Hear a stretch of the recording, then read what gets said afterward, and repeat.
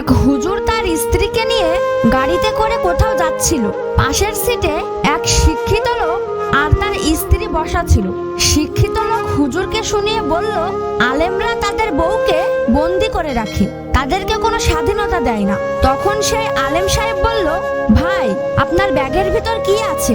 শিক্ষিত লোকটি বলল, এতে আমার মূল্যবান জিনিসপত্র রয়েছে। আলেম সাহেব বলল, এগুলো আপনি ব্যাগের ভিতর কেন রেখেছেন? শিক্ষিত লোকটি বলল, চোর ও খারাপ মানুষের হাত থেকে বাঁচানোর জন্য।